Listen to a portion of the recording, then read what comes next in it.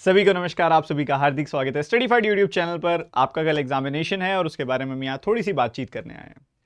IBPS PO examination, किन चीज़ों का ध्यान रखना है, और आपको लास्ट में एक बहुत ज़रूरी कहानी भी सुनानी है, एक बहुत ही ज़रूरी कहानी जिससे आप बहुत सारी चीज़ें सीख पाओगे, समझ पाओगे और इस एग्जामिनेशन के लिए बहुत अच्छा कुछ यहाँ से ले पाओगे इस वीडियो से। इस वीडियो के लास्ट में वो कहानी है तो ज़रूर देखिएगा। कहानी रचित की है तो रचित आपको क्या मैसेज दे रहा है वो ज़रूर देखिएगा। ठीक है, सबसे पहली चीज़ examination, IBPS PO pre examination है तो किन किन बातों का ध्यान रखना है और क्या इधर से आप मुझसे लेके जाओगे ऐसा कि आपको एग्जामिनेशन में काम आएगा, इस बात को जरूर समझना है। ठीक है, सबसे पहले examination, this is one of the two beast of bank exams. पूरे साल जो एग्जामिनेशन होते हैं ये एग्जामिनेशन उन एग्जामिनेशन के दो बड़े बीस्ट यानी कि आईबीपीएस पीओ और एसबीआई पीओ में से एक है। तो दिमागी तौर पे भी तैयार होके जाना कि अभी तक आपने आरआरबीज दिए हैं, पीओ क्लर्क, आपने आईबीपीएस क्लर्क दिया है, ये एग्जामिनेशन उनसे थोड़े से ऊपर का लेवल है तो एग्जामिनेशन डिफिकल्ट आएगा। इसकी एक्सपेक्टेशन मेंटली प्रिपेयर्ड होके जाना, एक्सपेक्टेशन कुछ मत रख के जाना, मेंटली प्रिपेयर्ड होके जाना कि अगर आया भी तो संभाल लेंगे। तैयारी हमने उस स्तर पे कर ली है कि अगर आया भी तो भी संभाल लेंगे, कोई बड़ी बात नहीं है। अब कुछ भी कॉम्प्लिकेटेड प्रॉब्लम्स आती हैं वो आप सीख सकते हो, काम कर सकते हो। यहाँ पे मैंने एक छोटी सी लाइन लिखी है, विन विद एक्सपीरियंस। अब आपको एक्सपीरियंस हो चुका है, आरआरबी पीओ एग्जामिनेशन आपने दिया, आरआरबी क्लर्क आपने एग्जामिनेशन दिया, आपने आईपीएस क्लर्क एग्जामिनेशन दिया, आपको एक सिस्टम समझ आ रहा है कि एग्जामिनेशन में क्या होता है कि सवालों को वही सवाल होते हैं जो हम क्लासेस में पढ़ रहे हैं। इवन कई कई जगह पे उससे भी आसान सवाल होते हैं कि पर उसको इस तरह के इंटरफेस में, इस तरह के माहौल में, इस तरह के प्रेशर में हमारे सामने रखा जाता है कि हम थोड़ा उसको पढ़ने में असमर्थ रहते हैं, एक बार में समझने में उतनी क्षमता नहीं रख पाते तो दिक्कत आती है, और नहीं समझ पाते तो वहां पे प्रॉब्लम्स बढ़ती हैं और वो जो आसान सवाल भी थे, डुएबल सवाल भी थे, वो आसान लगने लगते हैं। इसी वजह से कई सारे ऐसे बच्चे हैं जिन्होंने मुझे बाद में आके ये कंफर्म भी किया है, बहुत सारे ऐसे बच्चों ने, कि सर पेपर में वही सवाल थे जो हम यहाँ प्रैक्टिस करके गए थे बट पेपर में नहीं हो पाए। वहां पे एक डर था, एक फियर था। पर वहीं कुछ बच्चे जिन्होंने उस जगह को, उस माहौल को जीत लिया, उनके लिए वो चीजें भी आसान थी। तो आपने माहौल को जीतना है, बहुत ज्यादा जरूरी है। तो इस चीज को लेके मेंटली प्रिपेयर्ड होकर जाना है, टाइम से पहुंचो उस जगह पे, अपनी फॉर्मेलिटीज निपटा लो, हाइड्रेटेड रहो, जैसे आपका रूटीन चलता है वैसे रूटीन फॉलो करो और कॉन्फिडेंस रखो, अपने ऊपर वाले पे विश्वास रखो, वो आपके साथ कुछ गलत नहीं होने देता। अब एक एक साइकोलॉजिकल एस्पेक्ट भी आपको बताऊंगा मैं। साइकोलॉजिकल एस्पेक्ट क्या है कि यूजुअली बच्चा क्या करता है, जब आपके सामने एक अर्थमेटिक का या फिर डीआई का या फिर केसलेट का कुछ भी कॉम्प्लिकेटेड सवाल आता है तो आप क्या करते हैं, बड़ी वीक और लाइटली पहली रीडिंग लेते हैं। आपको लगता है कि एक बार फटाफट देख लेता हूं फिर दूसरी बार ढंग से पढ़ूंगा। जब आप पहली रीडिंग बहुत ही वीक और लाइटली लेते हो, दूसरी बार पढ़ने लगते हो तो ऑटोमेटिकली पहली बार में जब हमको समझ नहीं आता ना, क्योंकि हमने ज्यादा फोकस से पढ़ा भी नहीं, उस समय हमने बड़ा लाइटली रीडिंग ली पहले वाली, तो क्या होता है सेकंड रीडिंग में कॉन्फिडेंस थोड़ा गिरता है। और जब दो कमजोर रीडिंग हम करते हैं ना क्वेश्चन की, क्वेश्चन ढंग से समझ नहीं आता, तो तीसरी रीडिंग में सेल्फ डाउट होने लगता है कि भाई ये क्वेश्चन मेरे हिसाब का है नहीं लगता है। और चौथी रीडिंग में आप स्किप ही कर देते हो उस क्वेश्चन को। तो इस बार कई बार बच्चे इस चीज को गलत समझ जाते हैं, जब आपको टीचर्स की तरफ, आपके मेंटर्स की तरफ से ये बताया जाता है कि आपको एग्जामिनेशन में अगर जीतना है, बैंक एग्जामिनेशन को अगर क्वालिफाई करना है, तो आपको ये आना चाहिए कि कौन से सवाल अटेम्प्ट करने हैं और कौन से स्किप करने हैं, और वो इस पूरी की पूरी कॉट को गलत समझ जाता है और अपनी तीन कमजोर रीडिंग्स की वजह से वो क्वेश्चन को स्किप कर देता है।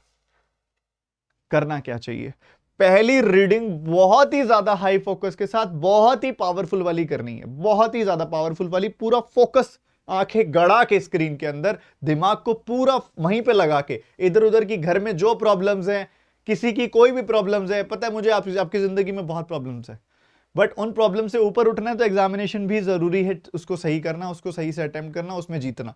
तो पहली रीडिंग पूरा फोकस एग्जामिनेशन को प्रायोरिटी देते हुए करें।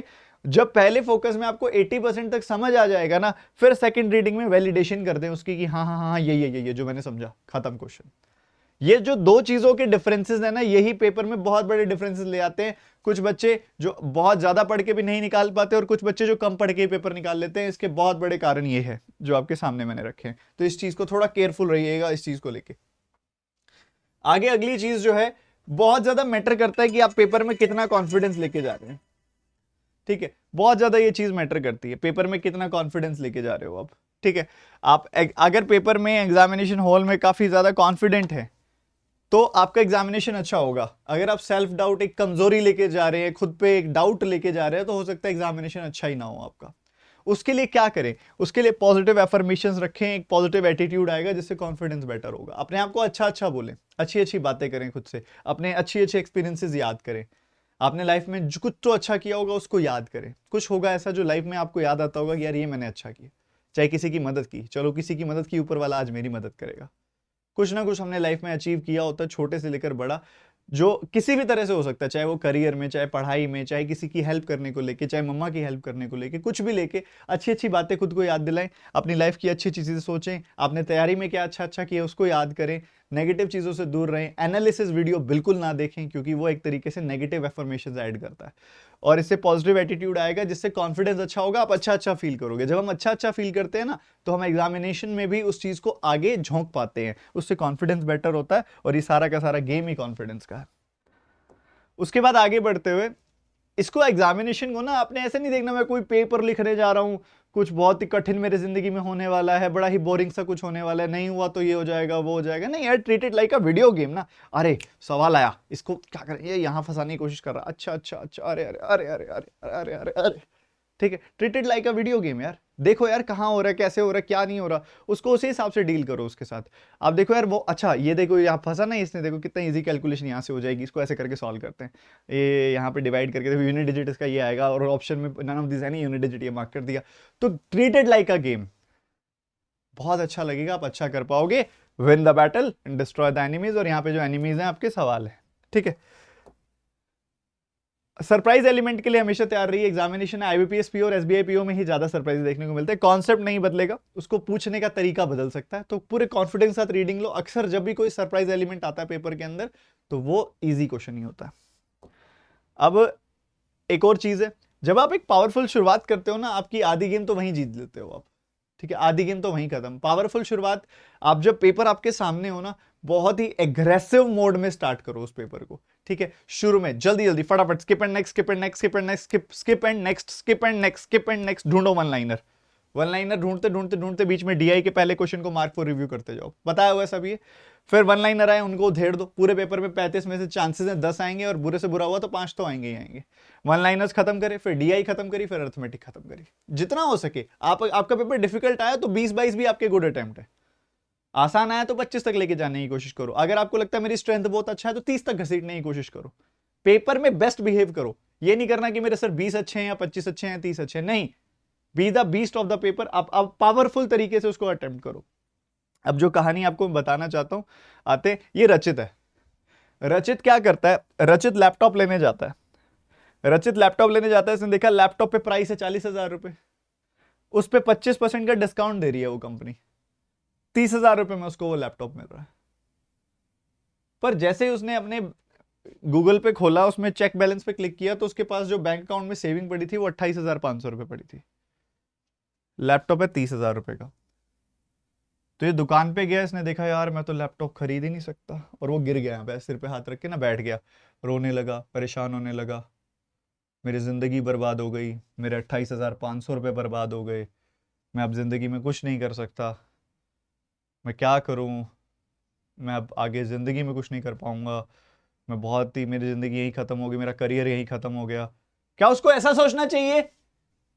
या उसको ऐसा सोचना चाहिए अरे यार 1,500 का डिफरेंस रह गया, अरे अगले हफ्ते आऊंगा यार, अगले महीने फिर आऊंगा, 1,500 का जुगाड़ करके थोड़ी और मेहनत करके इसको और इकट्ठा करूंगा, और 1,500 रुपये और जोड़ के लैपटॉप लेके जाऊंगा, और 1,000 रुपये और जोड़ के उसका बढ़िया सा एक कवर भी लगवाऊंगा, कुछ जबरदस्त वाली चीज लूंगा। ऐसे सोचना चाहिए, ऐसे सोचना चाहिए ना। यही तुम्हारे साथ होता है।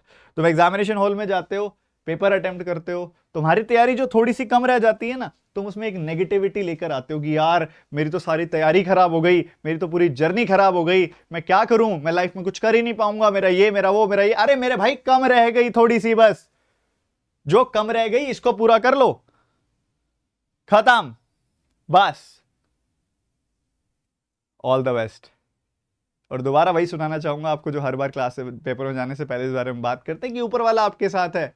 हमारे साथ श्री रघुनाथ तो किस बात की चिंता हमें, हमारे साथ श्री रघुनाथ तो किस बात की चिंता, शरण में रख दिया जब माथ तो किस बात की चिंता।